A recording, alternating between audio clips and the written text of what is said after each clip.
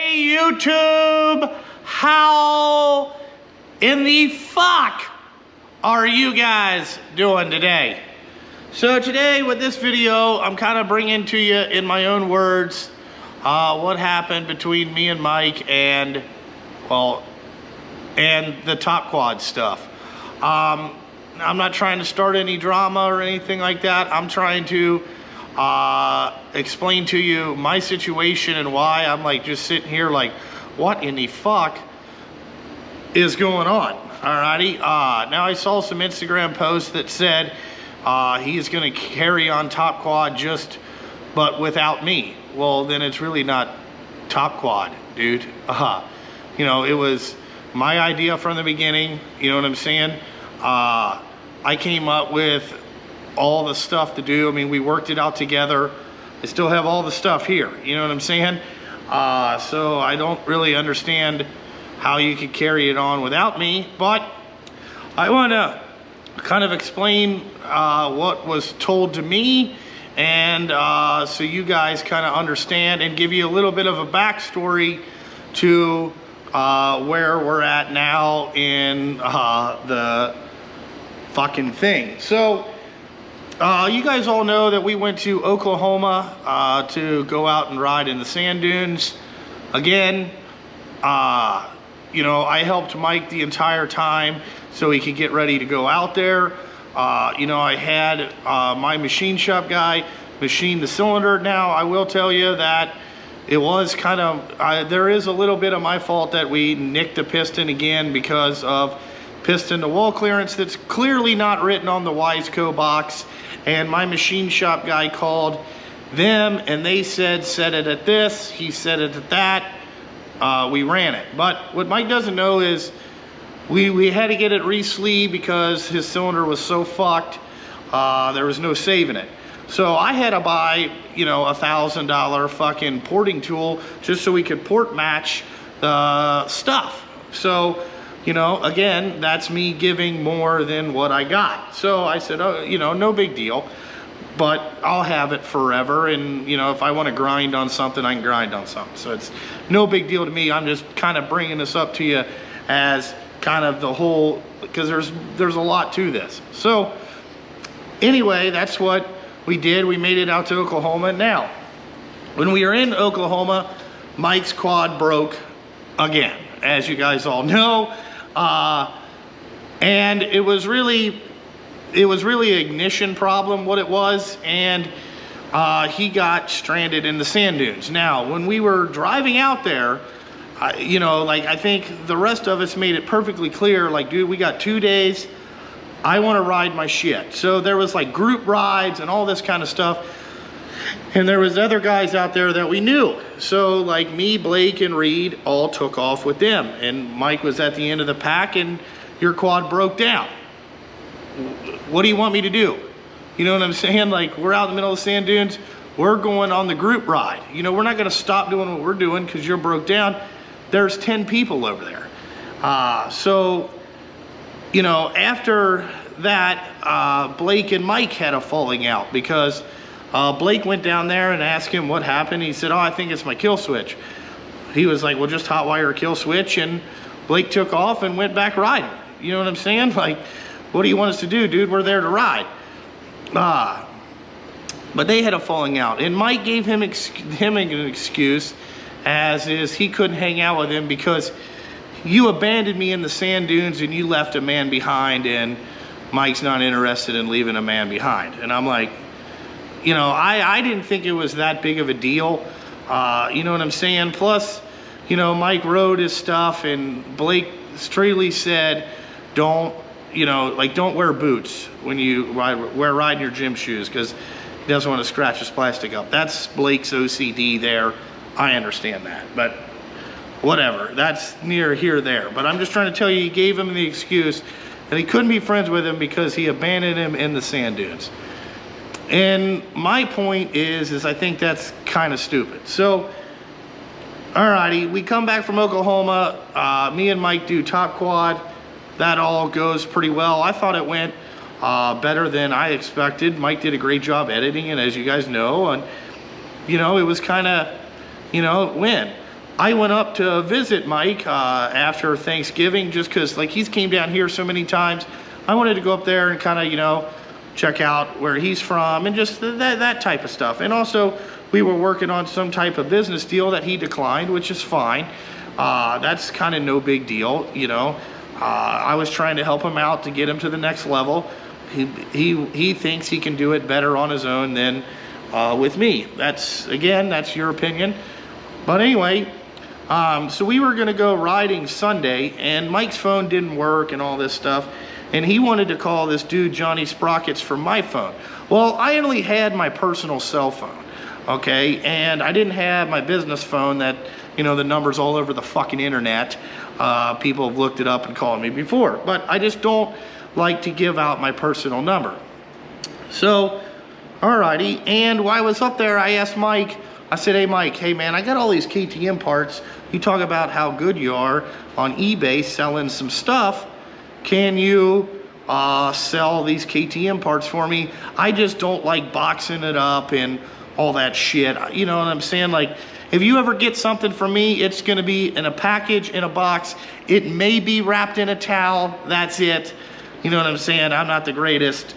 I've never been what you would call a lead shipping department guy. So it's just not my thing. So he's like, yeah, he's like, well, can I make some money? I'm like, yeah, after you sell the stuff, we'll work it out. We'll communicate, we'll figure out what it is. Now, meanwhile, Blake from DBC Racing has probably sold $11,000 worth of stuff. And I'm gonna tell you this, he hasn't charged me a dime to do it, all righty? So last Wednesday, I get a package back, and it was the leftover stuff from the KTM stuff. So I text Mike, I'm like, hey man, what's up? You sending a package to me? Like, what the hell? Now, there was no communication, no nothing, just fucking package in the mail. So I wanna read you the direct quotes here so people can't say I'm misspeaking. So he goes, I said, hey man, I said, Mike, what are you shipping me? He says, yo dude, I'm leaving for a few weeks. I won't be around to sell these parts. So I boxed up the stuff that I didn't sell. There's a breakdown with profit and eBay fees all in the box. There was like $1,000 worth of stuff there. I looked at it. So he Googled, or I guess he looked at what sell on eBay stores fucking charge. And he's like, well, they usually generally charge 45 to 55%. So I figured I would take half. I'll PayPal you the other half of the money. And he put, you left some big stickers here. I don't plan on using them. I remember you told me they were expensive, so I put them in the box too. That's fine. But, you know, to just basically say, hey dude, I'm taking half of what I sold for boxing up some stuff, I think is kind of ridiculous. Now, I've talked to a couple other people that are involved in the situation, and they said, dude, that's kind of wrong. If you guys are friends, you know, like, you've helped him out, he should help you out. You're just trading stuff. It's really all you're doing. I'm pretty sure that's how life works, but I didn't know, dealing with Sabo, that everything was business. So, you know what I'm saying? I got to figure out, I don't know if I should bill him for, you know, fucking staying down here and missing time from my family for, you know, porting a cylinder so we could go to Oklahoma and all that stuff, or just kind of up in the air. So after Wednesday, I was pretty upset, you know, like, I was just dumbfounded. Like, man, that's kind of fucked up. Like, there was no phone call or nothing. Like, usually you would try to work out agreement, what's fair for one person, what's fair for the next. No phone call, just that way. So I'm like, all right. So I get you know, and by this time we've already planned to do Top Quad 2. I think everybody has their machines. And, you know, I was getting ready to start on mine in mid-February. Like I said, I was going to do the entire time. I have a plan. I got to get these two pieces of shit off the lift, as you can tell, just, you know, when I get to it. So I get a call and says, hey, dude, it's Mike. Hey, dude, call me I need to talk to you. So I'm like, all right. So, you know, I was doing stuff with the kids and trying to get them all situated. And so I call Mike, and I answer the phone. I'm like, hey, dude, what's up? And he's like, hey, man, just to let you know, I can't collaborate with you. The reasons is you abandoned me in the dunes too. And you were ripping around me and all that stuff, and you roosted me, and I got it all on film and all this stuff. And I'm like, all right, I don't really remember going down there, but I did remember that we went to the other side of the dunes, and we were the group ride. If you remember, all of us went by you. So, you know, whatever. At my point of this is that, from my point of view, is every time that we've went with this dude, there's been a problem. Okay, like I'm gonna explain to you what happened during the first top quad that I should probably be upset about, but I'm not. But I don't want to. I'll get into that here in a couple minutes. But so anyway, he says also that was one strike. And then the second strike is you wouldn't let me call sprockets from your phone when it was messed up, when my phone was messed up. And I said, hey, dude, you know, like, listen, I don't want people that I really don't know having my personal cell phone number. That's just something on me. I'm fucking really sorry if all that stuff is. And I feel like Mike's kind of the same way, because A, he won't answer anybody on Instagram unless you're like Rocky Mountain ATV or a company. He won't reply to like normal people back on Instagram or Facebook or really anywhere. You know what I'm saying? So it's kind of like, well, dude, you're kind of the same way.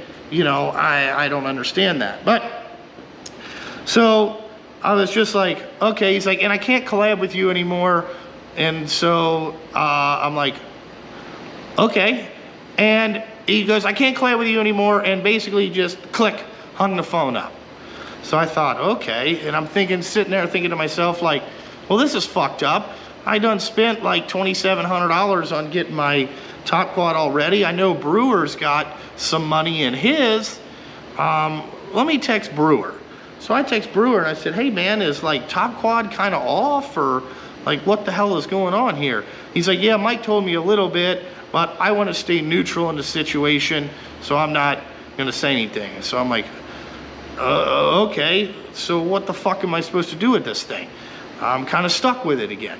So I'm like, all right, well, you know, I can find something to do with it. It is awesome, you know. I don't know if they were mad because, you know, I was going to show up with a 400EX with a YZ426 dirt bike engine in it. But to me, Top Quad is about entertainment for you guys. So one guy's got to show up and kind of mess with the rules a little bit and just have fun with it. That's what this whole fucking thing is. Like if you look at like Top Gear, they didn't always follow the rules. You know, Jeremy Clarkson or one of them would go out on a tangent and buy something completely crazy. With a lot of the other guys that they've done, like Top Gear-ish type shows, they've all done that.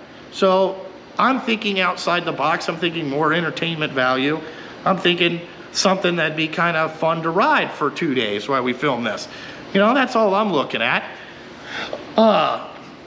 And plus, you know, the chances of it being 100% reliable is not very good. And, you know, they're going to have an advantage because they're going to have electric start. When mine gets hot, it's not going to start. I mean, there's a little bit of a strategy there. So I don't know if that's what they got mad about or whatever. But, you know, again, straight line savage, you know, whatever you want to do. So I just feel like, you know, that's what kind of happened. And then, like the first Top Quad, here's what happened. This is, you know, I can tell you guys, if you want to collaborate with Mike in the future, this is what it's going to be like.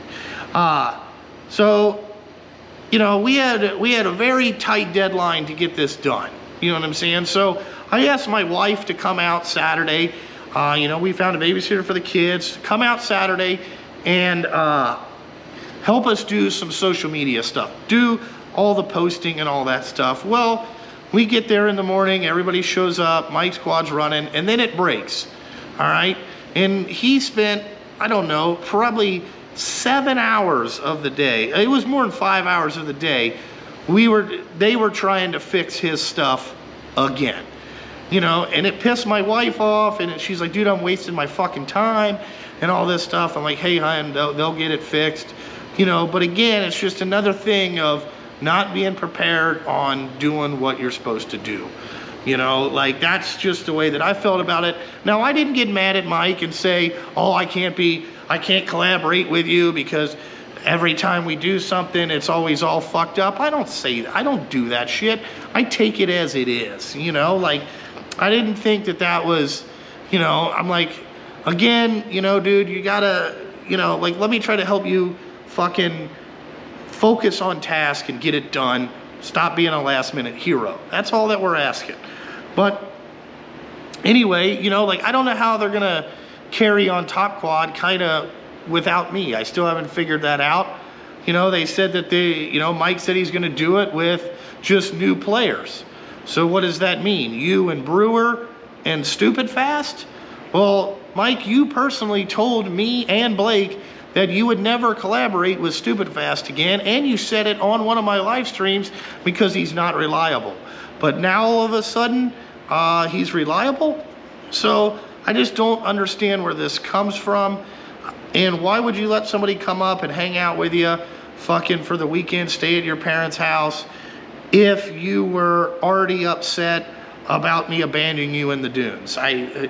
That's why didn't you say something then and get really upset, or, you know what I'm saying, say something after Top Quad like, hey dude, I was pissed off about this, let's talk about it, instead of like hanging around like a jaded cop till, you know what I'm saying, almost 3 months after the fact, and after people are already planning to do another one, and we told YouTube subscribers about it, and then we just, you know, you make a decision that you don't want me involved anymore, and that's it.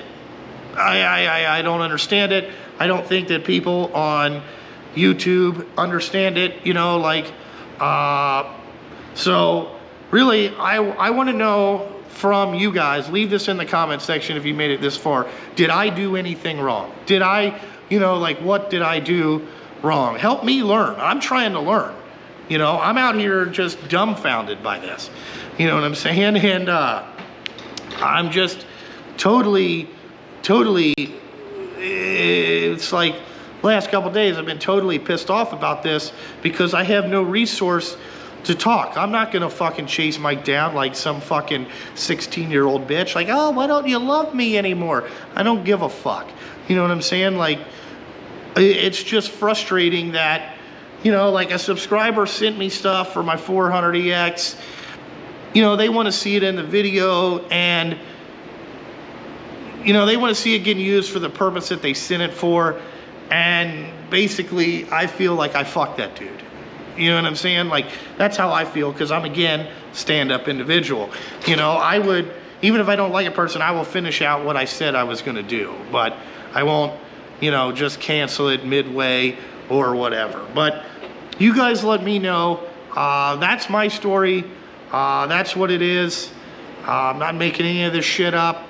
You know, you can, you know, fact check or whatever, you know, since we're in that realm of, you know, got to be fact checked. You know, I don't want to get thrown off Twitter, but you know, I feel like I did nothing wrong, and it's very frustrating. I don't know if Mike has some deep psychological issues that we all don't know about. Maybe he's bipolar. We're in a manic stage, you know. But again, to me, it just feels like, you know, after the eBay situation is, you know, I just, you know, paid for another Michael Sabo trip, and that I didn't even get to go on. So it's kind of frustrating. But I guess let me know in the comment section if I'm a fucking complete asshole or anything like that. Let me know, guys. Give me your opinion if I did anything wrong or anything like that, and let me know your guys' thoughts. But I think that's pretty much it. Like always, you know, follow me on Instagram, Facebook, all that stuff. And, you know, if you want to Instagram me and talk about it, we can do that too. I'll answer any question that anybody has. Again, open book here. You know, I got faults too. Not willing to, you know, I'm willing to admit them. But I guess, like always, guys, Thanks for watching, and I gotta fucking go.